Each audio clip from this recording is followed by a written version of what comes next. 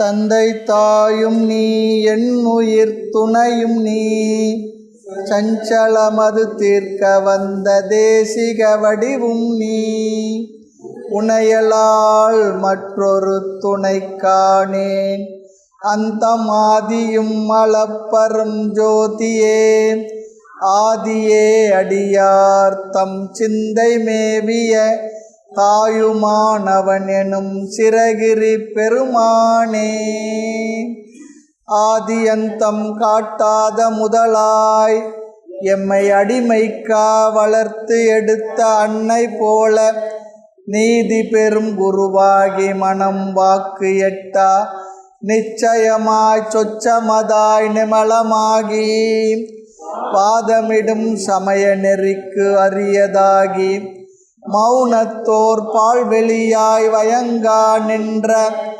ஜோதியை என்னுயிர் துணையை நாடி கண்ணீர் சொரிய இரு கரம் குவித்து தொழுதல் செய்வாம் அகர உயிரெழுத்து அனைத்துமாகி வேறாய் அமர்ந்ததென அகிலாண்டம் அனைத்துமாகி பகர்வனையெல்லாமாகி அல்லதாகி பரமாகி சொல்லறிய பான்மையாகி துகளறு சங்கற்ப விகற்பங்களெல்லாம் தோயாத அறிவாகி சுத்தமாகி நிகரில் பசுபதியான பொருளை நாடி நெட்டுயிர்த்து பேரன்பால் நினைதல் செய்வாம் சிராப்பள்ளி மலைமேவும் தட்சிணாமூர்த்தி அருள் நல்க பெற்று பராபரமும் எந்நாளும் பைங்கிளியும் பலபாவும் பாடி பாடி தராதல மானிடர்க்கெல்லாம் தன்னமிர்தாய் தந்தருளும்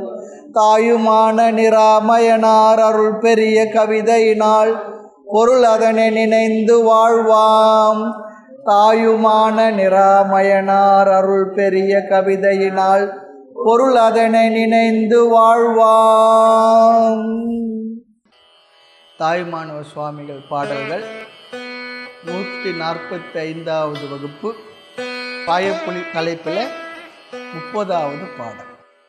அறியாத என்னை அறிவாயும் நீ என்று அகம்புறமும் பிரியாத அறிவித்த பேரறிவாம் சுத்த பேரொளியோ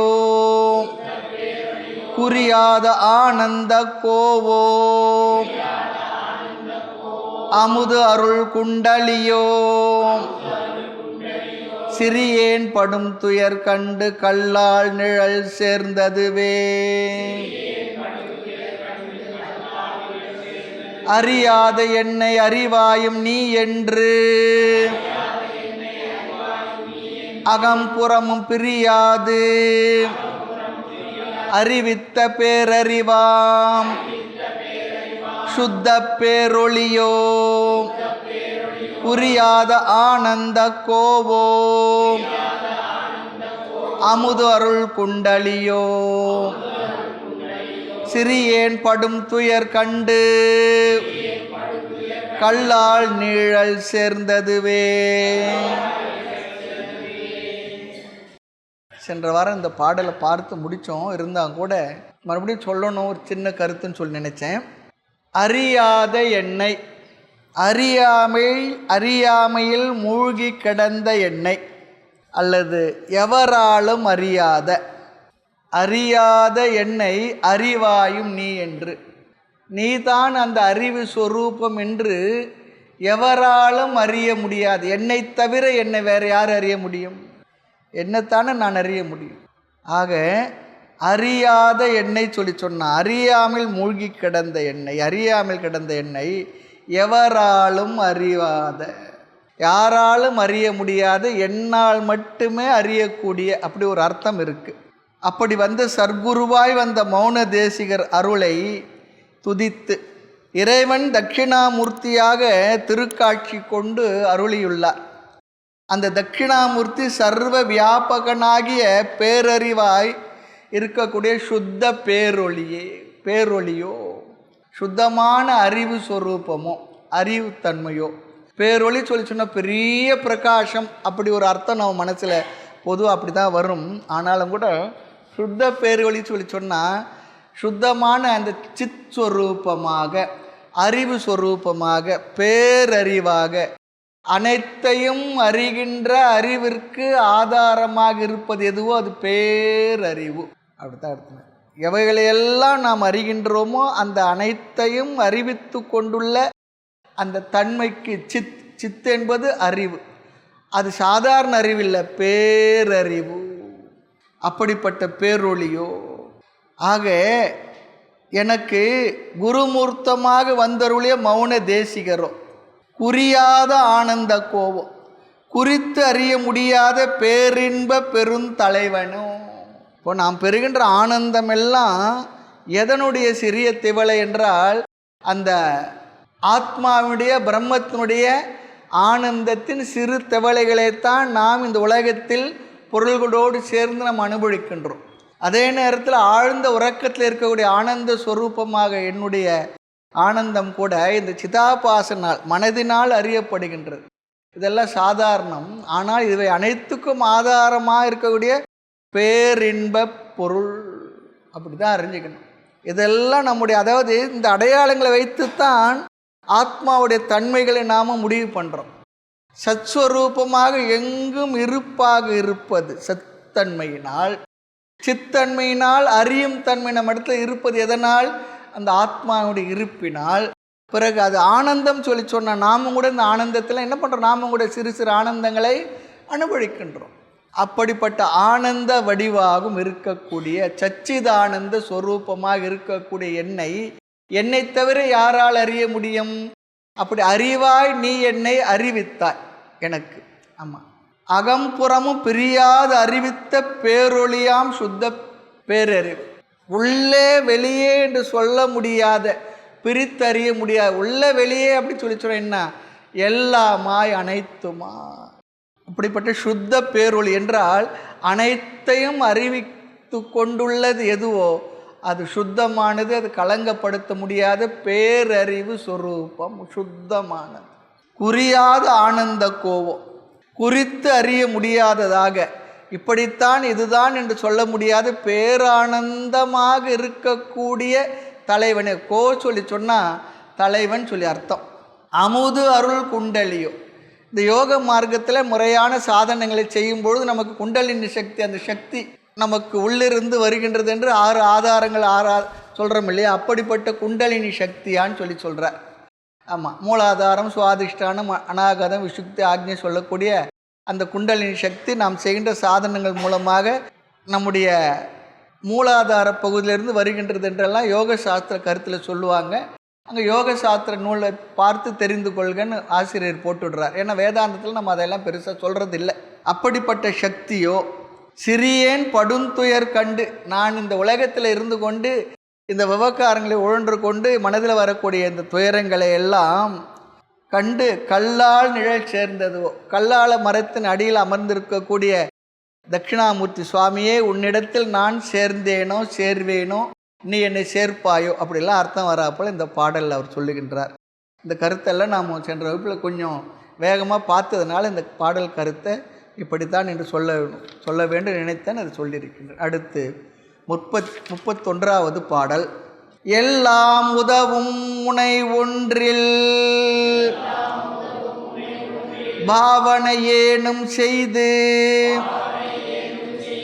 புல்லாயினும் ஒரு பச்சிலையாயினும் போட்டு இறைஞ்சி நில்லேன் நல் யோக நெறியும் செய்யேன் அருள் நீதி ஒன்றும் கல்லேன் எவ்வாறு பரமே பரகதி காண்பதுவே. எல்லாம் உதவும் முனை ஒன்றில் பாவனையேனும் செய்து புல்லாயினும் ஒரு பச்சிலையாயினும் போட்டு இறைஞ்சி நில்லே நல் யோக நெறியும் செய்யேன் அருள் நீதி ஒன்றும் கல்லேன் எவ்வாறு பரமே பரகதி காண்பதுவே. இன்னொரு இடத்துல தன்னுடைய எண்ணத்தை வெளிப்படுத்துவார். கல்லால் எறிந்தும் கைவில்லால் அடித்தும் கனிமறு சொல்லால் துதித்தும் தொண்டரினமெல்லாம் பிழைத்தனர் அன்பற்ற நான் இனி ஏது செய்கேன் கொல்லா விரதியர் நேர் நின்ற முக்கட் குருமணியே.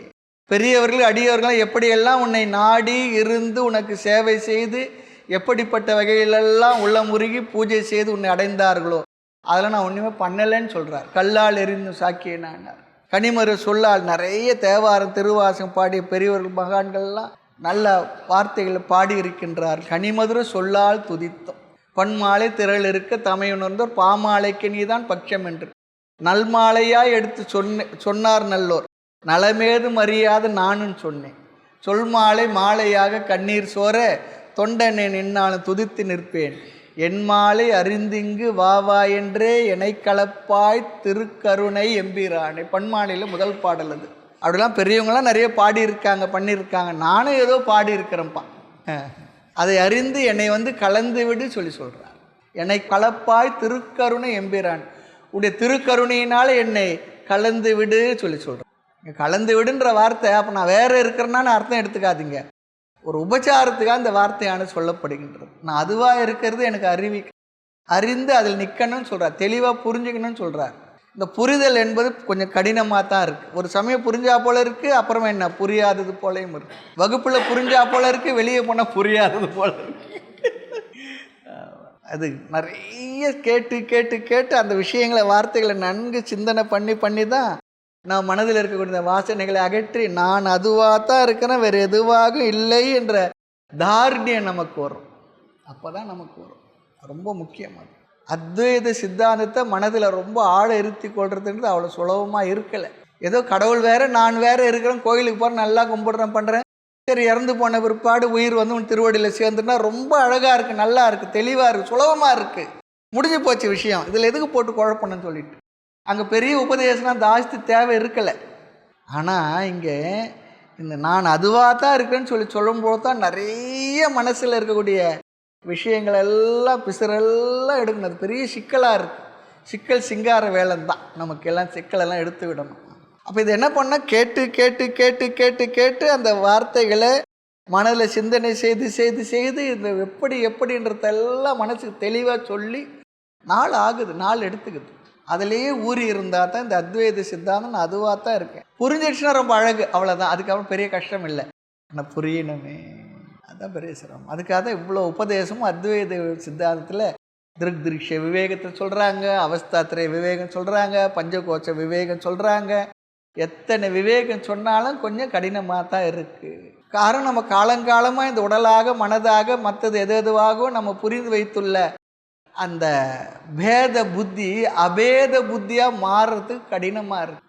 அதனால தான் சிரமமாக தான் இருக்குது. அது ரொம்ப குறைஞ்ச பேர் தான் அத்வைதம் பெரும் பேர் என்று அறியாமல் சொல்கிறார். அதுதான் பெற வேண்டிய பேரு என்பது எனக்கு தெரியலேன்னு சொல்கிறார், தாய்மொழியர் சொல்கிறார்.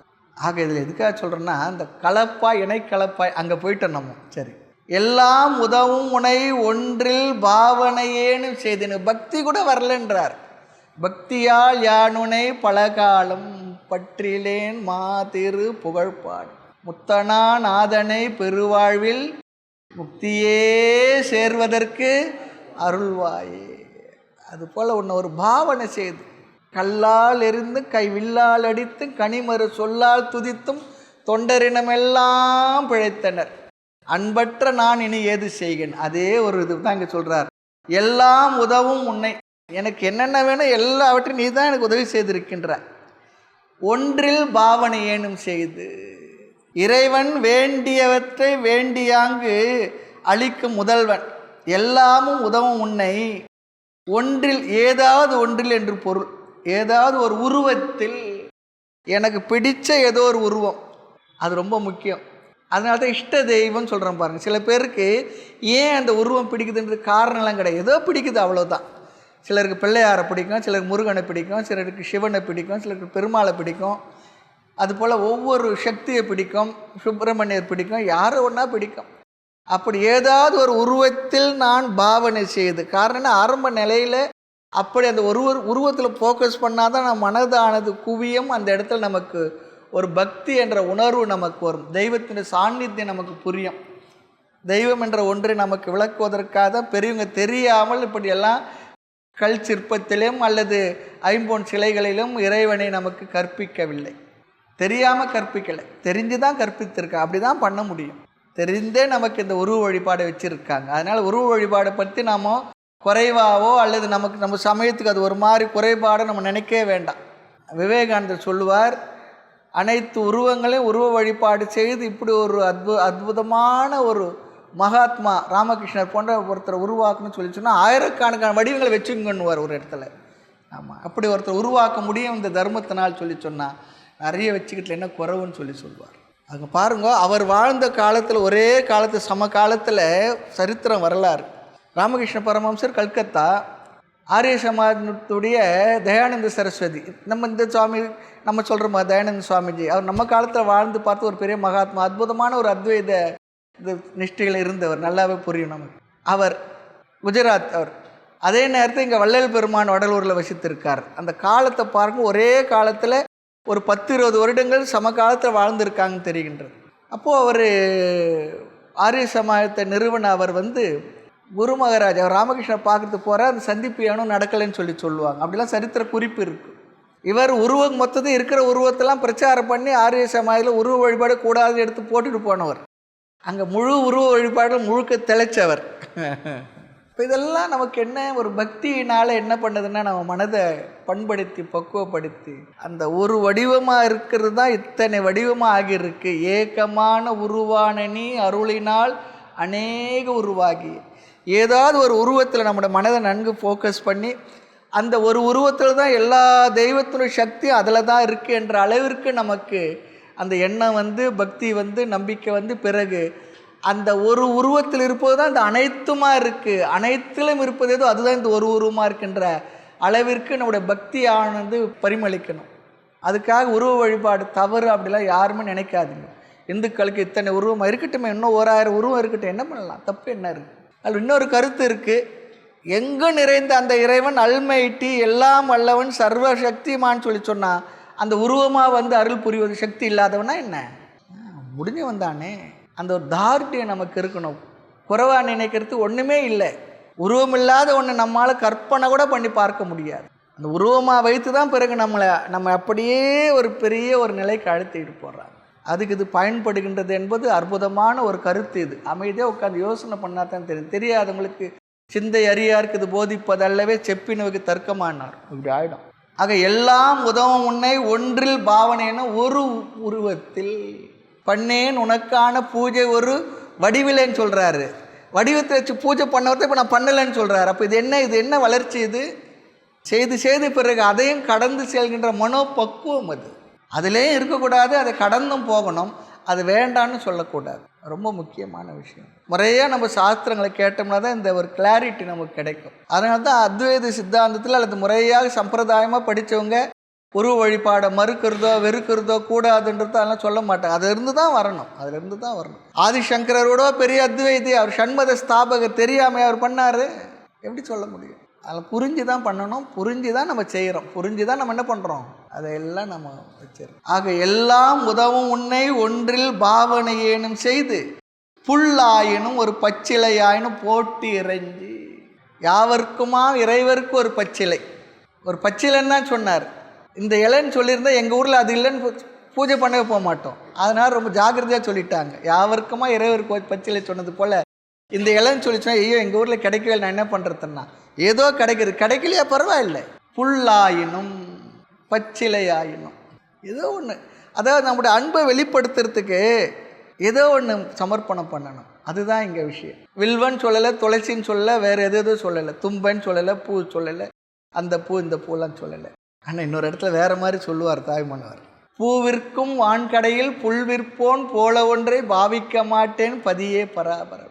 பெரிய மலர் எல்லாம் விற்றுக்கிட்டு இருக்கிற அது முதல் வரி இல்லை, அது 2வது 3வது வரி. அது நான் சொல்கிறேன், முதல் வரி நான் சொல்ல தேடினா கிடைக்காது. எல்லா உயர்ந்த மலர்களையெல்லாம் விற்கின்ற ஒரு பூக்கடையில் புல்கட்டை சுமந்து போய் ஒருத்தன் விற்றா எந்த நிலையை அப்படின்னு சொல்கிறார். அது வேறு அர்த்தத்தில் சொல்கிறார். புல்லாயினும் ஏதோ ஒன்று. எந்த புல் அருகம்புல் தான் தேடிக்கிட்டு போவோமா? பிள்ளையாருக்கு தானே போடுறோன்னு சொல்கிறோம். இது பச்சிலை ஆயிடும். நம்ம வீட்டுக்கு யாரோ வராங்க, நம்ம வீட்டில் ஒன்றும் இல்லை என்ன சொல்லுவோம், அட்லீஸ்ட் ஒரு டம்ளர் தண்ணியாவது குடிச்சிட்டு போங்க. இன்றைக்கி அதுவே காஸ்ட்லி ஆகிடுச்சு, விலையாயிடுச்சு. அந்த காலத்தில் மோர் கொடுப்பாங்க, அப்புறம் காப்பி ஆச்சு. இப்போ அதுவும் இல்லை, ரொம்ப ரெஸ்ட்ரிக்ஷன் ஆகிடும். ஒரு பச்சிலை ஆகிடும். ஏதோ ஒன்று கொடுக்கணும் நமக்கு. அது கொடுத்தா தான் நமக்கு ஒரு திருப்தி. ஐயோ எங்கள் வீட்டுக்கு வந்து ஏதோ சாப்பிட்டு போங்க, அது ரொம்ப உள்ள மாதிரி சொல்லுவாங்க. இப்போல்லாம் சும்மா என்னென்னா ரொம்ப ஜாக்கிரதையாக தான் போகணும். சொன்னாங்கன்னு உட்காந்துட்டோம்னா வம்பாயிடும். அங்கே அளவாக தான் இருக்கும். முந்திலாம் அப்படி இல்லை. என்னமா இருக்கும், லீவு நாளில் மற்ற நாளில் தாத்தா வீட்டுக்கு, பாட்டி வீட்டுக்கு, அத்தை வீட்டுக்கு, மாமா வீட்டுக்கு, சித்தி வீட்டுக்கு, பெரியப்பா வீட்டுக்கெல்லாம் போவாங்களாம். அப்படி ஒரு இதுவாக இருக்கும். இன்றைக்கி அப்படிலாம் போகிறதே சுத்தமாக டோட்டலாக நின்று போயிடுச்சு இல்லையா? ஏதோ ஒரு வீடு இருக்கும், எங்கேயோ விளையாடுவோம், எங்கேயோ இருப்போம், படுத்து தூங்குவோம், அப்படி இருக்கும். இப்போல்லாம் என்ன, அந்த ரூமு வேணும், அதை பிரவேசி வேணும், அதை எங்கே கட்டி வைக்கிறது? அந்த காலத்தை ஒன்றும் இல்லை, எங்கேயோ படுப்போம், எங்கேயோ தூங்கும், ஏதோ பாட்டிங்க சமைச்சு போடுவாங்க, சாப்பிடுவோம். அதெல்லாம் இப்போ நினச்ச விட ஆச்சரியமாக இருக்குது. எங்கே ஏரிக்கு போவோம், கால்வாய்க்கு போவோம், குளிப்போம், வருவோம், விளையாடுவோம், ஏதோ செய்து கொடுப்பாங்க, சாப்பிடுவோம். இப்போல்லாம் அப்படிலாம் இல்லை, எல்லாம் மாறி போச்சு. இது முன்னேற்றமா பின்னேற்றமா தெரியல. ஆமாம், அந்த போய் இருக்கிற அந்த பழக்கமே இப்போ இல்லாத போயிடுச்சு. சமைச்சு அத்தனை பேரும் உட்கார வச்சு வரிசை அத்தனை பேருக்கும் போடுவாங்க. மனசே இல்லை இப்போ.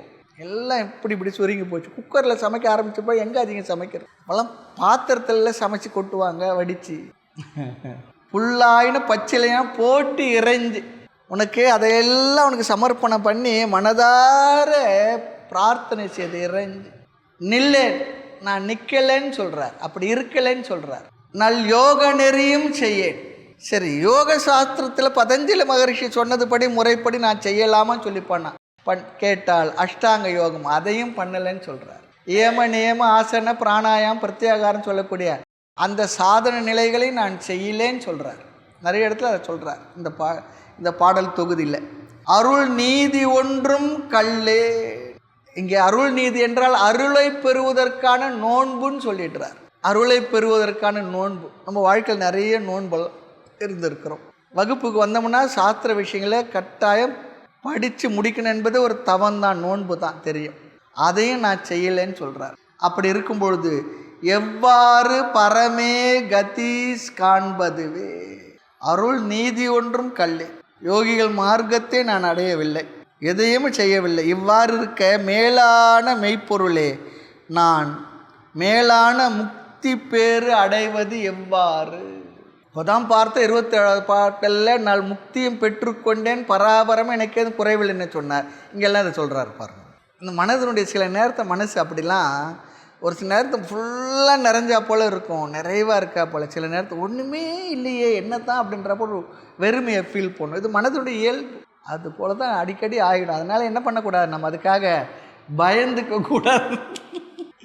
ஏதோ பண்ணியிருக்கோம் மற்றவங்களுடைய இருக்குது, இது மனதனுடைய தன்மை. மறுபடியும் பழைய நிலையை நினச்சி அது ஏங்கும், தவிக்கும், வருத்தப்படும், சிரமப்படும், சஞ்சலப்படும், இதெல்லாம் இருக்கிறது தான். ஆனாலும் எனக்கு ஐயா நீ சொன்ன ஒரு வார்த்தையினே மலை இலக்கண நம்பினேன், புரிஞ்சுக்கிட்டேன். நான் அத்வைதமான ஆனந்த ஆத்மா தான். அது என்னோ மனசில் ஒரு வெறுமை தெரியுது, அது ஏதோ சூழ்நிலை மற்ற காரணங்கள் என்ன ஏதுன்னு தெரியல, இருந்தாலும் நான் அப்படி இல்லை, அவ்வளோதான். அது புரிஞ்சுக்கணும். எல்லாருக்குமே வரும். அது தாய்மன்னர் சொல்கிறார் இல்லையா, 27வது பாட்டில் சொல்கிறாரு, 31வது பாட்டில் ஒன்றுமே எப்படி சேர்வதுன்னு சொன்னால் என்ன அர்த்தம்? நான் முக்தியை பெற்றுக்கொண்டேன்னு சொல்கிறார். அப்புறம் இந்த எவ்வாறு கதி சேர்வது வேண்டும். அப்போ இதெல்லாம் மனதுடைய இயல்பு புரிஞ்சுக்கிட்டு நாம் இதுக்காக என்ன பண்ணக்கூடாது, வருத்தப்படக்கூடாது, வேறு எதுவும் பண்ணக்கூடாது. தொடர்ந்து சாஸ்திரம் கேட்டிருக்கோம், தத்துவ விசாரத்தை இருந்திருக்கோம், உபநிஷதங்களை கேட்டிருக்கோம், பகவத்கீதையை கேட்டிருக்கோம், பிரம்மசூத்திரம் கேட்டிருக்கிறோம் இல்லையா, தாய்மன்னர் பாடல் இவ்வளோ தூரம் படிச்சிருக்கோம், ஆத்ம தத்துவத்தெல்லாம் கேட்டிருக்கிறோம். ஆகையினால நிச்சயம் நான் என்றும் உள்ள நித்தியமான ஆனந்த ஆத்மா தான், அதில் ஒரு சந்தேகமும் இல்லை. அதில் ஒரு நிறைவு இருக்குது, நான் முக்த புருஷன்தான், அதுலேயும் எனக்கு சந்தேகம் இல்லை. என்னை ஒரு ஞான மத்த கஜமனை வளர்த்தாயின்னு வேறு தாய்மன்னர் சொன்னார், அதையும் கேட்டிருக்கிறோம். இங்கே சொல்கிறதுனா மனசில் இப்படிலாம் நடுநடுவில் எதனா ஒரு தொய்வு வரும்பொழுது இந்த வார்த்தைகள்லாம் நமக்கு ஒரு ஆறுதலாக இருக்கும். ஆமாம், இப்படிலாம் வருது, மனதினுடைய தன்மை, இது மனதினுடைய தன்மை. ஆத்மாவாகிய நான் என்றும் எப்பொழுதும் நிறைவானவனே, குறைவில்லாதவனே, ஆனந்த வடிவமே. இது சும்மா நம்மளை நாம் ஏமாற்றிக்கிற வார்த்தை இல்லை, இதுதான் நம்முடைய இயல்பு, தன்மை, நேச்சர். அந்த எண்ணத்தை உறுதிப்படுத்திக்கிறது தான் இந்த வார்த்தைகள்லாம் மறுபடியும் நம்ம பார்க்கறது. இதையும் புரிஞ்சுக்கணும். மனது அதனுடைய தன்மை, சர்க்கரை தன்மை என்ன? இனிக்கம். கடுக்காய் தன்மை என்ன? துவர்க்கும். வேப்பங்காய் என்ன பண்ணும்? கசக்கம். அது தன்மையாக இருக்கும், அவ்வளவுதான். அதுபோல் மனதினுடைய தன்மை என்ன? அனாத்மா. அனாத்மாவோட தன்மை என்றும் குறைவுடையது. ஆத்மாவில் என்றும் குறைவே இல்லை, நிறைவானது. ஆத்மா என்று நிறைவானது, அனாத்மா என்றும் குறைவுடையது. உலகம், உடல், மனசு எல்லாம் என்றும் குறைவுடையவைகளே. அதில் குறைகள் தான் இருக்குது. ஆனால் நாம் என்ன பண்ணுறோம்? குறைவுடைய அனாத்மாவில் நிறைவையும், குறைவே இல்லாத ஆத்மாவில் குறைவையும் பார்த்துக்கிட்டோம். நிறைவை பார்க்க மறந்துட்டோம். சாஸ்திரமானது நீ தவறாக புரிஞ்சுக்கிட்டு ஆப்போசிட்டா. ஆத்மா என்று நிறைவானது, ஆத்மா என்று நிறைவானது. நான் என்ன? குறைவுடையவன் சொல்லக்கூடாது, ரொம்ப போயிடும். நான் என்று நிறைவானவன், அனாத்மா என்றும் குறைவுடையது. அதையும் புரிஞ்சுக்கிட்டேன். இப்படி தான் இருக்கும், அவ்வளோதான். நம்ம வீட்டு பிள்ளைங்களை சுபாவத்தை புரிஞ்ச ஒரு ஸ்டேஜில் என்ன பண்ணுறோம்? முடிஞ்ச வரைக்கும் முயற்சி பண்ணுவோம். கடைசியில் சரி, அது அப்படி தான் இருக்கும். விட்டுடுறோமா இல்லையா? ஒத்துக்கிறோமா இல்லையா? அது அனாத்மாவாகிய உடலும் உலகமும் என்றும் குறைவுடையதே. அதில் வருகின்ற எல்லா இன்பங்களும் சூழ்நிலைகளும் குறைவுடையது தான். அதில் நிறைவே பார்க்க முடியாது. நான் நிறைவே பார்க்கலான்னு நினச்சேன், இப்போ தான் புரிஞ்சுது அது நிறைவே பார்க்க முடியாது. அப்போ ஆத்மாவாகிய நான் யார்? நிறைவுடையவனே. நிறைவு ஒன்று இருக்கும்பொழுது அதை விட்டுட்டு எதுக்கு குறைவை பற்றி நான் சொல்லிக்கிட்டே இருக்கணும், நினச்சிக்கிட்டே இருக்கணும்? இது பெரிய ஒரு அற்புதமான அறிவு நமக்கு வேதாந்தம் சொல்லி கொடுக்குறது. இந்த வேதாந்தத்துடைய கருத்துக்களை இப்படி நாம் புரிஞ்சுக்கலன்னா வாழ்க்கையில் என்ன பண்ணுவோம்? ஏற்கனவே 1000 குறை, இதை வேறு நினச்சி இன்னும் குறையாகவே அவஸ்தைப்பட்டுக்கிட்டு இருப்போம். என்னங்க போங்க, அப்படி தான் இருக்கும். அப்படிலாம் இல்லை, என்ன பண்ணாலும் குறை. இந்த சுகர் கம்ப்ளைண்ட் வந்துடுதுன்னா எப்போ பார்த்தாலும் 80க்கு 120 இருக்கிறதே இல்லை. அது கூட குறையதான் இருக்குது. என்றைக்கு அதை கொண்டு வருது? வித் மெடிசன், வித்தவுட் மெடிசன் ஒன்றும் இல்லை. அது அப்படி தான் கூட குறை ஏறி இறங்கிட்டு இருங்க. சரி, நான் பாட்டு இருந்துக்கிட்டு இருக்கேன். அது கரெக்டாக வரணும், கரெக்டாக வரும். டெய்லி 3 வேளை செக் பண்ணாலும் அது எப்படியோ மாறி தான் வருது. சாப்பாட்டுக்கு அப்புறம் 100 எகிரிடுது. அது என்ன பண்ணலாம்? அது அப்படி தான் இருக்கும். அதை புரிஞ்சுக்கிட்டு நாம் எப்படி பண்ணணுமோ சரி அளவு. அதுக்காக எப்படி சாப்பாட்டில், மாத்திரையில் கொஞ்சம் உடற்பயிற்சி, நடைப்பயிற்சிலாம் பண்ணி என்ன பண்ணணும்? அதை கண்ட்ரோலில் வச்சுக்கணும், அவ்வளோதான். அதுக்கு மேலே ஒன்றும் இல்லை. அதே போல் தான் இங்கே அதுதான் சொல்லணும். இப்போ அது போல் இங்கே எவ்வாறு பரமே பரகதி காண்பதுவே மேலான பொருளே எல்லா நலன்களும் தந்து உதவும் உன்னை ஏதேனும் ஒரு உருவ திருமேனியில் எழுந்தருளை செய்து அத்திருமேனிக்கு ஒரு அருகம்புல்லோ, இவர் அருகம்புல்லுன்னு சொல்லிட்டார், இவர் புல்லுன்னு தான் சொல்லியிருக்கார், அவர் எடுத்துக்கிட்டார். சரி, அல்லது வில்வம் முதலே ஏதேனும் ஒரு பச்சிலையையோ கொண்டு வழிபட மாட்டேன். நல்ல அகப்பயிற்சியாகி யோக நெறியிலும் செல்ல மாட்டேன். கண்மூடி ஒரு கணம் இருக்க என்றால் சொல்கிறாரு, உட்காந்து கொஞ்சம் ஏதோ ஜபம் பண்ண முடியல. வரவங்க போகிறவங்களெல்லாம் எதுனா சொல்லிக்கிட்டு இருக்கேன். அவனையும் சொல்கிறேன், சிவனே சிவனே சொல்ல முடியல. திருவருளை பெற்று உய்வதற்கான நோன்பு எதனை மேற்கொள்ள மாட்டேன், அதையும் பண்ணலை. இவ்வாறு இருக்க நான் மேலான முக்தி பேர் அடைவது எவ்வாறு? அடுத்து 32வது பாடல். ஒன்றும் தெரிந்திட இல்லை என் உள்ளத்து ஒருவ எனக்கு என்றும் தெரிந்த இவை அவை கேள் இரவும் பகலும் குன்றும் குழியும் வனமும் மலையும் குறை கடலும் மன்றும் மனையும் மனமாதி தத்துவ மாயையுமே ஒன்றும் தெரிந்திட இல்லை என் உள்ளத்து ஒருவ எனக்கு என்றும் தெரிந்த இவை அவை கேள் இரவும் பகலும் குன்றும் குழியும் வனமும் மலையும் குறை கடலும் மன்றும் மனையும் மனமாதி தத்துவ மாயையுமே. எனக்கு ஒன்றும் தெரியல, ஆனால் என் உள்ளத்திற்கு கூட ஒருவனே, நீ ஒருவன் தான். உன்னை பற்றி அதிகம் எனக்கு தெரியல, ஆனாலும் கூட எனக்கு என்றும் தெரிந்த இவை எவை தெரியுமா? அவை கேள். அது கேள், நான் சொல்கிறேன். இரவும் பகலும் என்ன சொல்கிறேன்? எல்லா இருமைகளை பற்றி என் மனசு தெரிந்து வைத்திருக்கிறது சொல்கிறேன். நீ ஒருவன் தான், நானும் ஆத்மாவாகி இருக்க நானும் ஒருவன் தான். ஆனால் அந்த இருமைகளிலேயே மனது சென்று கொண்டிருக்கிறது சொல்லுவோம். இரவும் பகலும், குன்றும் குழியும். குன்றுன்னா ஒசரம், குழின்னா பள்ளம், மேடு பள்ளம். வனமும் மலையும், காடும் மலையும், குறை கடலும். குறை கடல் சொல்லி சொன்னால் ஒழிக்கின்ற கடல் சொல்லி சொல்லும். மன்றும் மனையும். மன்று என்றால் அம்பலம், மனை என்றால் வீடு. அம்பலம்னா என்னென்னா வெட்டவெளி, ஆகாசமும் சொல்லலாம்.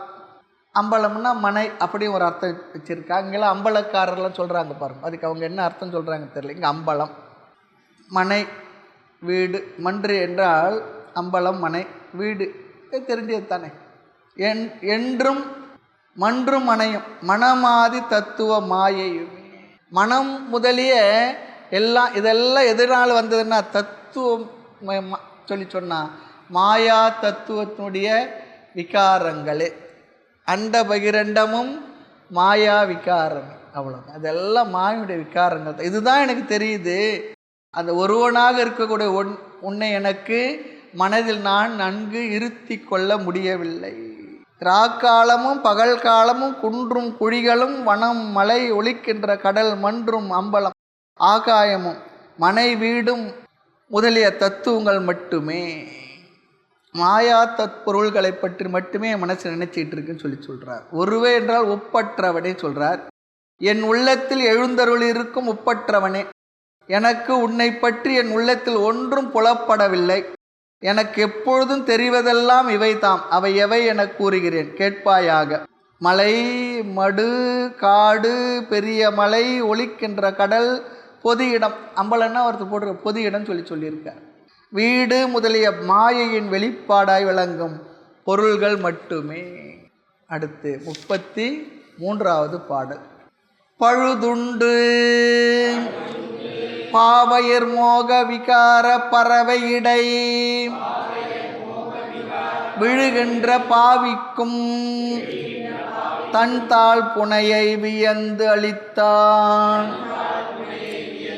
தொழுகின்ற அன்பர் உளம் களிக்கூற துளங்கும் அன்றுள் எழுகின்ற ஆனந்த கூத்தன் என் கண்மணி என் அப்பனே. மனதில் குடிகொண்டவனே, நான் கொண்டது எல்லாம் என்ன மாயா காரியமே சொல்கிறார். பழுது என்றால் குறைவு சொல்லி அர்த்தம். துன்பமாகிய குறையை உணர்த்துகின்றது இந்த வார்த்தை. மோக விகாரம், மயக்கும் வகையில் நமக்கு விகாரத்தை தருவது. பறவை சொன்னா சமுத்திரம்னு சொல்லி பேர். இங்கே பறவைன்னு ஒரு ஊர் இருப்பாருங்க, சமுத்திரம். மதுரையில் பார்த்தா சில பேர்லாம் எழுகடல் தெரு, பறவை, இதெல்லாம் கடலை பற்றி சொல்கிற வார்த்தைகள். ஆனால் அப்படிப்பட்ட பெரிய அளவிற்கு கடலெல்லாம் அந்த பகுதியில் இருந்திருக்குமான்றது அப்படி தெரியல நமக்கு. இது லெமூரியா கண்டம் அப்படி இப்படின்றாங்க, நிறைய நமக்கு தெரிஞ்ச நிறைய கடலில் மூழ்கி இருக்குது, மறுபடியும் வெளிப்பட்டுருக்கு. அதெல்லாம் பார்க்கும்போது ஏதோ இருந்திருக்கலாமோ இல்லவோ நமக்கு தெரியல. பறவைன்னு சொல்லி போட்டிருக்கு பாருங்க. பறவை ஊர் இருக்கு இல்லையா, பறவை. பறவை அந்த அம்மா பேர் இருந்தது, பாடுற அம்மா பறவை முனியம்மா. அது போல் சமுத்திரம். பறவைன்றது எதனால் அப்படி பறவை சமுத்திரத்துக்கு பேர் தான், பறந்து இருப்பதால் பறவையா. பறவை சொல்லிட்டுனா பறந்து இருப்பதால் பறவை அப்படி சொல்லி ஒரு அர்த்தம் சொல்கிறார் தமிழில். ஆக வணங்குகின்ற அன்பருடைய மனதில் மகிழ்ச்சி தோன்றும்படி விளங்குகின்ற அம்பலத்தில், பொதுவெளியில் அம்பலத்தில் எழுந்தருளி பேரின்ப கூத்து நிகழ்த்துபவன், பேரின்ப கூத்து நிகழ்த்துபவன், என் கண்ணில் மணி போல் விளங்குபவன். கண் இருக்கு, கண் இருந்தும் பார்வை எது தெரியுங்களா, அந்த மணி இருக்கு இல்லையா, கண்மணி சொல்கிறோம் பாருங்க, கண்ணினுடைய மணி. சென்ற வகுப்பில் பார்த்து நினைக்கிறேன், இங்கேயே வேறு எங்கேயோ பார்த்து நினைக்கிறேன்.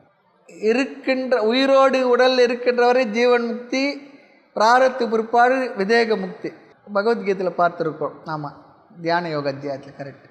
அதை சொல்லும்போது சொன்னால் இருக்கும் வரை இரத்த தானம், இறந்த பிறகு கண் தானம். இந்த கண் தானம் சொல்லி சொன்னால் முழு கண்ணையும் எடுத்துடுவாங்க அப்படிலாம் இல்லை. இந்த கண்ணில் இருக்கக்கூடிய அந்த கருவிடி இருக்குது பாருங்கள், சின்னதாக, அது மட்டும்தான் எடுத்துகிட்டு அழகாக மூடி வச்சுட்டு போயிடுவாங்க. இறந்த ஒரு 3 மணி நேரத்துக்குள்ளே நம்ம கண்களில் இருக்கிற அந்த எடுத்தாங்கன்னு சொல்லி சொன்னால் 2 பேருக்கு பார்வை கொடுக்க முடியும். இறந்த பிற்பாடும் நாமும் நம்ம கண்கள் மூலமாக உலகத்தை பார்த்துட்டு இருக்கலாம். இந்த மனதில் இல்லை, இந்த மனம் தான் போயிடுது.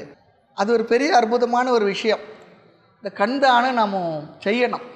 ஆமாம், அது எல்லாராலும் பண்ண முடியுமா? 1-2 தரம் இது எல்லாருக்கும் பண்ண முடியும். ஆனால் இறந்த பிற்பாடு நாம் யாரையும் கூப்பிட்டு நாம் சொல்ல முடியாது என் கண்ணை எடுத்துக்கோன்னு சொல்லிட்டு. அதுக்கு என்ன பண்ணால் முன்னாடியே அதுக்கான ஏற்பாடுகளை செய்து வைத்து முறையான தாளெல்லாம் இருக்குது. அதுக்குள்ள முந்திலாம் ஒரு கடினமாக இருந்தது. ஏனென்றால் இறந்த பிற்பாடு கண் எடுக்கிறதுக்கு நாம் சொன்னோம்னா கூட வருபவர்கள் எடுக்கும் பொழுது யாராவது ஒருத்தர் அப்டேட் பண்ணிவிட்டு எடுக்க முடியாது, சட்டம் அப்படி இருந்தது. ஆகவே என்ன பண்ணால் சொந்தக்காரர்கள் பிளட் ரிலேஷன் போட்டிருக்கும். பிளட் ரிலேஷன் சொல்லி யாராவது அப்ஜெக்ட் பண்ணாங்கன்னா எடுக்க முடியாது, சட்டம் அப்படி இருந்தது. அப்புறம் தான் பிளட் ரிலேஷன் போட்டாங்க. அப்போ என்ன பண்ணோம், நம்ம அவங்களெல்லாம் கன்வின்ஸ் பண்ணி இறந்தனா ரொம்ப ஜாஸ்தி உங்களுக்கு உணர்வுலாம் இருக்குது, அழுங்க. ஆனால் என்னுடைய உணர்வு என்னென்னா என்னோட கண்கள் தானம் கொடுக்கப்பட வேண்டும். அதுக்காக ஒரு ஃபார்மெல்லாம் இருக்குது, எழுதி நம்ம வீட்டில் எல்லாரும் பார்க்குற இடத்துல ஃப்ரேம் போட்டு மாட்டி வச்சிடணும். அந்த நம்பரை நம்ம கூப்பிட்டு சொல்லுங்கன்னு சொல்லணும். இந்த அளவுக்கு சொல்லுவோமா? சொல்லணும். உலகத்திலே அதிகமான கண் தானம் பண்ணுறது எந்த நாடு தெரியுமா? சிலோன் தான். நிறைய பேருக்கு என்னென்னா இன்னொன்று, நாம் இப்போ கண் தானம் பண்ணோம்னா அடுத்து பிறக்கும்பொழுது கண் இல்லாத பார்வை இல்லாத பிறகு அப்படிலாம் கிடையாது. நல்லா ஞாபகம் வச்சு, அப்படிலாம் கிடையாது. நமக்கு இந்த உடலோடு இருக்கின்ற வரை தான் இந்த உடலுக்கு மதிப்பு. சென்ற பிறகு நம்ம என்ன பண்ணுறோம், இந்த உடலை டிஸ்போஸ் பண்ணிடுறோம், கொளுத்திடுறோம், ஒன்றுமில்லா சாம்பலாகி கரைச்சிடுறோம். எந்திரிச்சிங்கன்னா வந்துட்டு போகிறாருன்னு கரைச்சிடுறோம் நம்ம. ஆமாம், உடல் தானம் நிறைய பேர் பண்ணுறது யோசிப்பாங்க. கண் தானம் நல்லா பண்ணலாம். எல்லாரும் உடல் தானம் பண்ணாங்கன்னா அங்கே கொண்டு வச்சு உடம்பு என்ன பண்ண போகிறாங்க? நல்லது. அது போல் எழுதி கொடுத்து அவங்களுக்கு நம்ம கன்வின்ஸ் பண்ணி வைக்கணும். ஆகையினால இந்த கண் அவர்கள் எடுத்துகிட்டு போனாங்கன்னா லேசாக தான், அந்த கருவிழி மட்டும்தான் எடுக்கிறாங்க. 3 மணி நேரத்துக்குள்ளே எடுத்துடணும். அதுபோல் நம்மளாம் ஒரு முயற்சி இருக்கணும். நமக்கு இறந்த பிற்பாடு இந்த கண்ணை தானம் பண்ணால் 2 பேர் கிடைக்கிறது. தேக தானன்றது மருத்துவ ஆராய்ச்சிக்காக பயன்படுற விஷயங்கள். அது ரொம்ப பிரசித்தமாக இல்லை. முதல் தேக தானம் பண்ணவர் யார் தெரியுங்களா? ததீசி மகரிஷி. ததீசி தான் உடம்பையே கொடுத்துட்டார். ஏன்னா அவர் முதுகில் இருக்கிற முதுகுத்தண்டு அதை எடுத்து தான் வஜ்ராயுதம் பண்ணால் அதனால தான் சூரனை கொல்ல முடியும்னு சொல்லும்போது யார் இடத்துல இருக்குன்னா எல்லாரும் பார்க்கும்போது ததீசி தான் சொன்னாங்க. அவர் இடத்துல கேட்கும்பொழுது அவரே என்ன பண்ணார், தன்னோட உயிரை பிரித்து கொண்டால் இந்த உடலில் இந்த எலும்பு எடுத்து தான் இந்திரன் வஜ்ராயுதம் பண்ணான்னு சொல்லிட்டு புராண கதை இருக்காரு. முதல் தேகதானம் பண்ண ததீசி மகரிஷி தான். ஆமாம் ஆமாம், இருக்குது, எல்லாம் இருக்குது, எல்லாம் இருக்குது. அறுவை சிகிச்சை இருந்திருக்கு, சுடுற வயது இருந்திருக்கு. இல்லைனா வாளால் அறுத்து சுடினும் மருத்துவன் போல் மாளா காதல் நோயன்னு சொல்லுவாரா ஆழ்வார். சுடுறதும் ஒரு மருத்துவம் இருந்திருக்கு, அறுக்கிறதும் மருத்துவம் இருந்திருக்கு. சுஷ்ருதர் தான் இந்த அறுவை சிகிச்சைக்கு முதல் மருத்துவர் சொல்கிறோம். எல்லாம் இந்த தேசத்தை சேர்ந்தவங்க தான், எல்லாம் இருந்திருக்கு. அதுக்காக பழைய பெருமையை பேசலை. நம்ம எங்கேயோ ஒரு இடத்துல நம்ம கோட்டை விட்டுட்டோம். இந்த சாஸ்திரங்கள் வேறு எங்கேயோ எங்கே டெவலப் ஆகிருக்கு. அதுதான், அப்படி தான் சொல்லணும். நம்ம கூட நம்ம தாத்தா பாட்டை எப்படியோ பெருசாக வளர்ந்துருப்பாங்க, வாழ்ந்துருப்பாங்க, நடுவில் ஏதோ விட்டுட்ருப்போம்.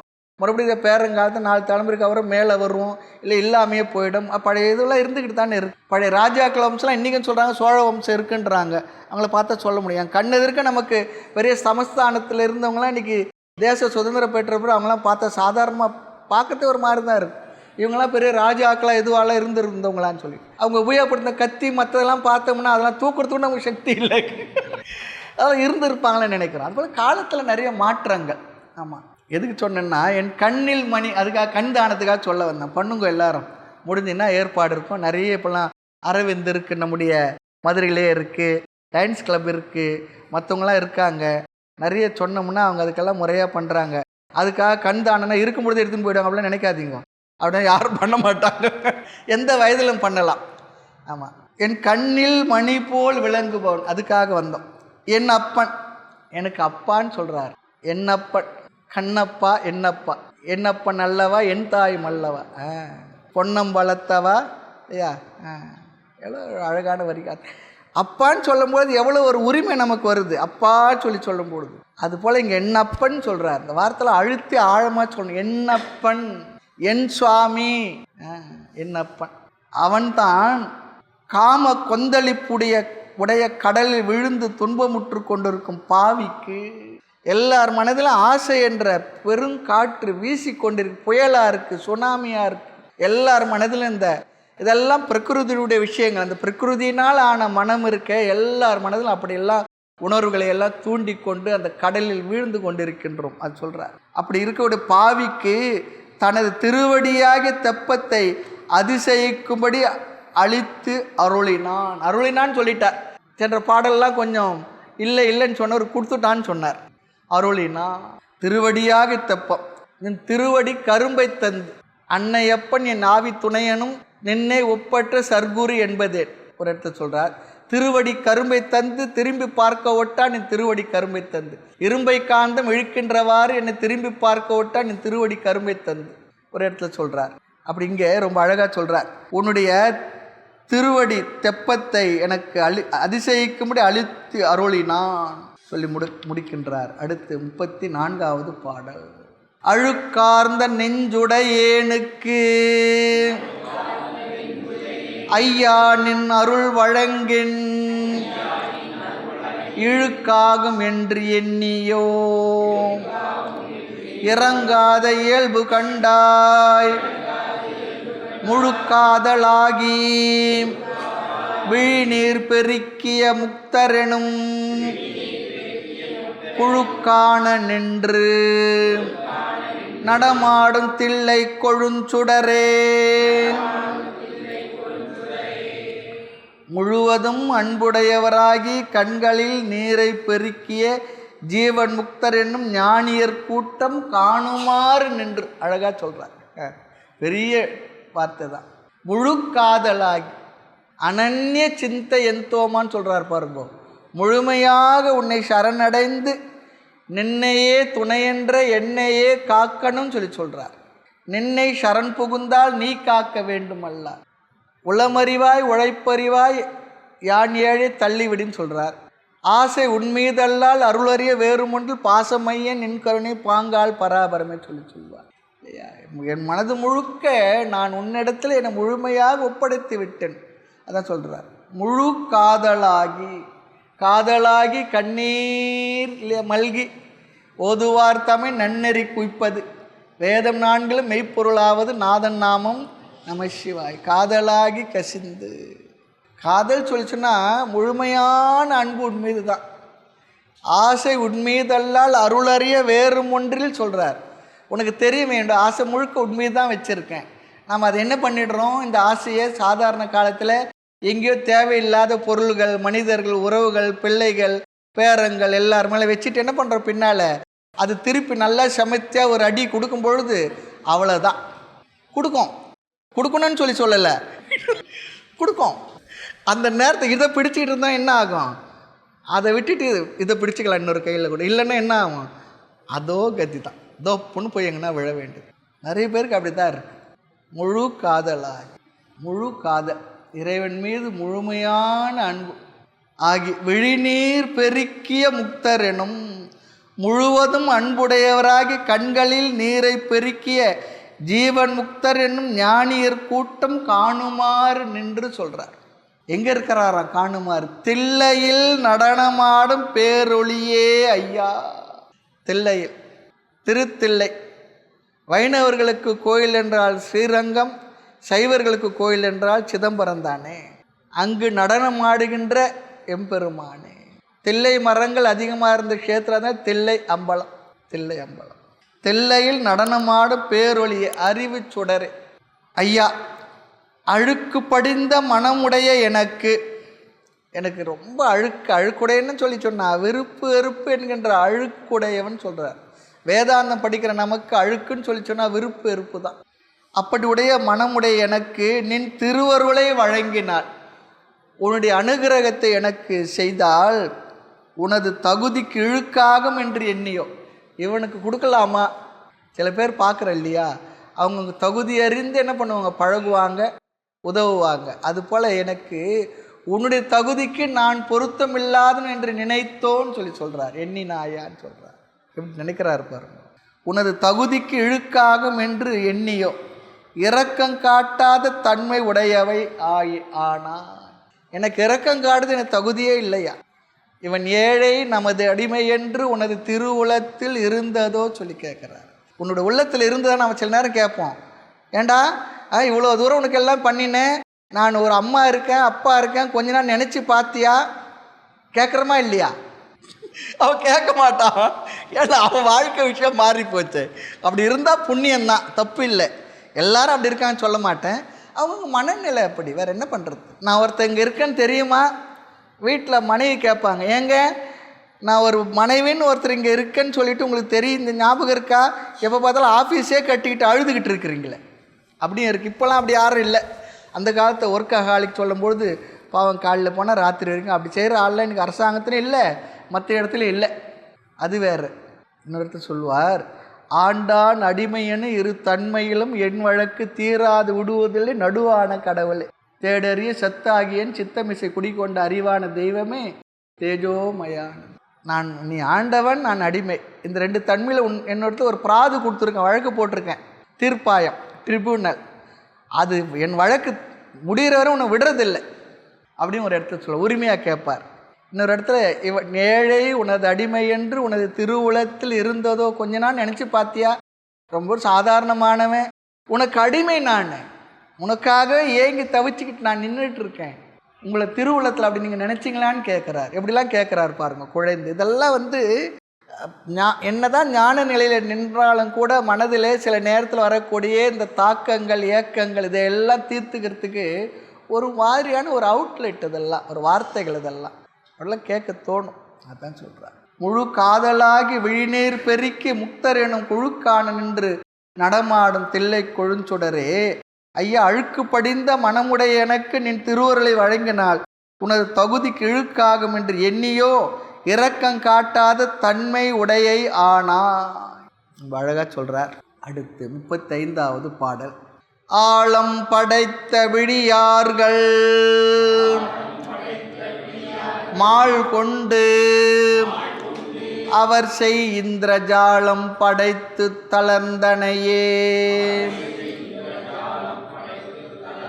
என்றும் தன் அருள் கூர் கோலம் படைத்து கல்லாடடிக்கு வைகும் கோவுக்கு அன்பு ஆம், காலம் படைக்க தவம் படையாது என் கொள்கல் நெஞ்சே, ஆழம் படைத்த விழியார்கள் மாள் கொண்டு அவர் செய் இந்திரஜாலம் படைத்து தளர்ந்தனையே, என்றும் தன்னருள் கூர் கோலம் படைத்து கல்லால் அடிக்கீழ் வைகும் கோவுக்கு அன்புவாம், காலம் படைக்க தவம் படையாது என் கொள்கல் நெஞ்சே.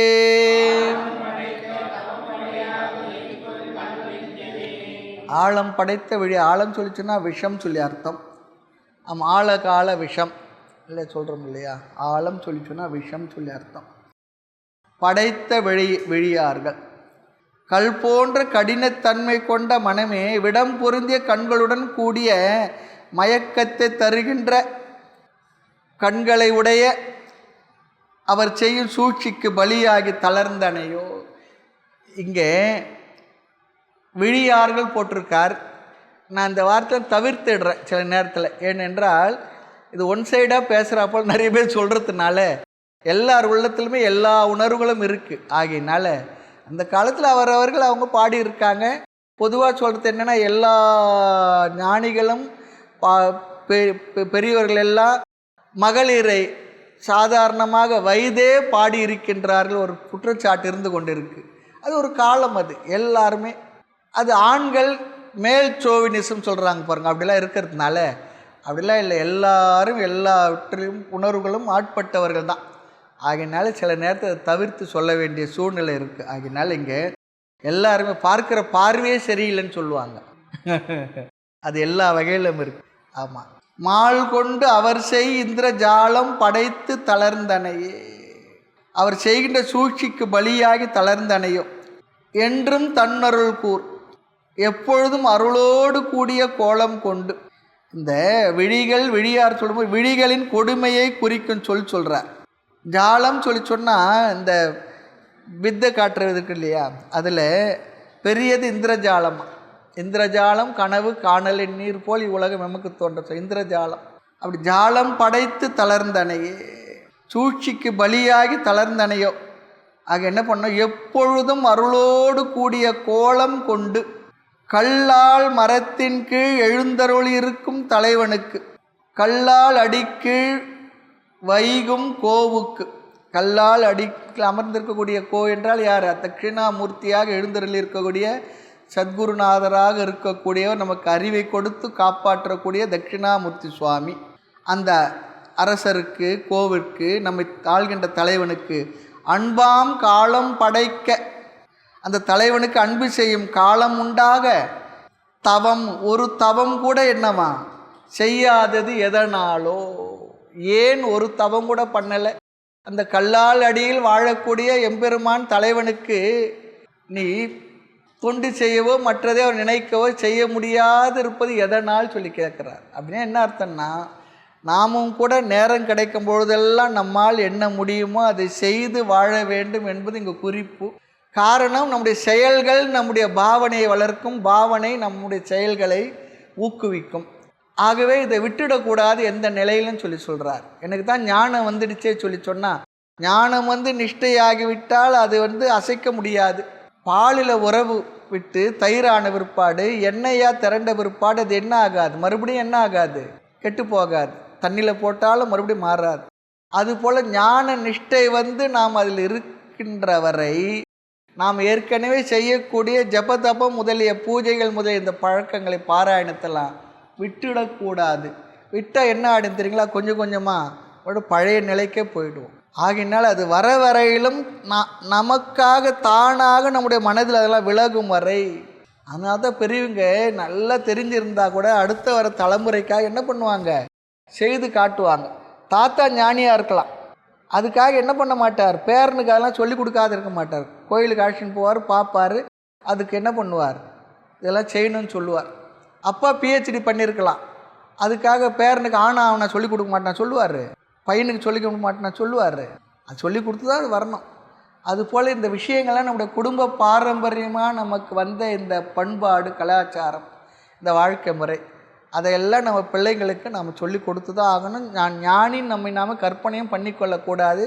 இப்போ தான் பார்த்தோம், நம்ம ஞானிகள் தான் இல்லைன்னு சொல்லி அது ஆணவத்தினால இல்லை. இவ்வளோ நாள் சாஸ்திரம் கேட்குறோமே, எத்தனை முறை ஆத்மா என்ற சப்தம் நம்ம காதுக்குள்ளே போயிருக்கு.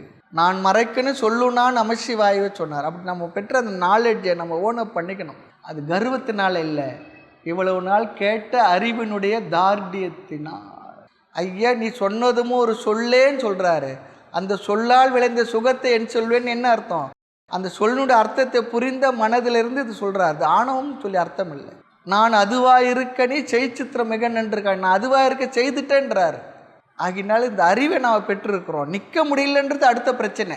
ஆனால் நம்ம எல்லாரும் நம்ம அந்த ஞானத்தை பெற்றிருக்கிறோமான்னு சொல்லி சொன்னால் தைரியமாக என்ன சொல்லணும், ஆம் சொல்லி சொல்லணும். சொல்கிறதுல வேகம் இல்லாமல் ஒன்றா இருக்கலாம், ஆமான்னு சொல்லி பணிவாக நம்ம மனசுக்குள்ளேயாவது சொல்லிக்கணும். இல்லைங்க இன்னும் இல்லை அப்படிலாம் வரவே கூடாது நமக்கு. ஏன்னா இவ்வளோ காலம் கேட்டிருக்கிறோமே, நான் என்றுமுள்ள நித்தியமான ஆனந்த ஆத்மா, நான் மாறாதவன், மறையாதவன், இரவாதவன், பிறவாதவன், என்றும் உள்ளவன், எங்கும் உள்ளவன், அதெல்லாம் லட்சணங்கள்லாம் பார்த்துருக்குறோம். ஆகவே இந்த அறிவினுடைய தார்டியம் நம்ம மனசில் இருக்கணும். அதே நேரத்தில் அந்த புரிதலோடு வாழ்க்கையை ஆணவ அகங்காரம் இல்லாமல், கர்வம் இல்லாமல், அந்த நாலேஜை நாம் ஓனப் பண்ணிக்கிட்டு தான் நமக்கு அந்த அறிவை நம்முடையதாக நானாக நாம் ஏற்றுக்கொண்டு அந்த அறிவிலே வாழ்வது. வேணும்னா தடுமாறலாம், விழுவோம், எழுந்திரிப்போம், அதெல்லாம் இருக்கத்தான் இருக்கும். இல்லைன்னு யார் சொன்னாங்க, எல்லாருக்கும் இருக்கத்தான் இருக்கும். ஆனாலும் நான் இந்த அறிவை உடையவனே. அதுக்காக எல்லார் இடத்துல போயிட்டு நான் ஆத்மான்னு சொல்லாதீங்க. அப்படி சொன்னால் பேரை வச்சுருவாங்க, ஆத்மா வந்துடான்னு. அது வேறு. அது ஒவ்வொரு தனி மனிதனுடைய புரிதலில் அது இருக்கணும். அந்த புரிதலோடு நம்முடைய வாழ்க்கை எப்படி இருக்கணும், மற்றவங்க பார்க்கும்பொழுது ஏதோ வித்தியாசமாக இருக்கார், வித்தியாசமாக பழகிறார், சாதாரண மனிதர்களை போல இல்லை, கொஞ்சம் நல்லா இருக்கார், அப்படி பாசிட்டிவாக நம்முடைய வாழ்க்கையை எடுத்துகிட்டு போவோம். அந்த பாசிட்டிவான வாழ்க்கை முறையை பார்த்து யாராவது கேட்டால், எங்கே போயிட்டு வரீங்க, என்ன நீங்கள் இப்படி இருக்கிறீங்களே, என்ன காரணம்னா, அப்போ ஒன்றா சொல்லலாம், இல்லைப்பா இதனால் சொல்லி சொன்னால், அப்பொழுது அவர்களுக்கும் அதில் ஒரு விருப்பம் வரும், ஆர்வம் வரும். அப்படியா, எனக்கும் சொல்லுங்கள், முடிஞ்சால் நம்ம சொல்லிக் கொடுக்கலாம், அல்லது எங்கே போயிட்டு வரோமோ அந்த இடத்துக்கு அவங்கள அழைச்சிட்டு போகலாம். இதுக்கு தான் அது பயன்படும். மற்றபடி இந்த நாலேஜ் நமக்கு தான் பயன்படணும். எனக்கு நான் ஆத்மா தெரிஞ்சுக்கிட்டாங்க எல்லாரும் என்ன அப்படியே தூக்கி வச்சு தலைமையில் கொண்டாடணும், அதெல்லாம் இல்லை. கொண்டாட மாட்டாங்க, மிதிச்சாலும் மிதிப்பாங்க ஒரு வகையில். எனக்குத்தான் அது நமக்கு பயன்படணும். அந்த பயன்பட்டு வாழ்கின்ற நம்ம வாழ்க்கை முறையை பார்த்து பிறர் பரவாயில்லையே இவர் எப்படியும் ஒரு வித்தியாசமாக இருக்கார். அதானே உத்தவகீதையில் அந்த எத்து மகாராஜா அந்த அவதூத சன்னியாசிட்டு கேட்குறது அதுதானே.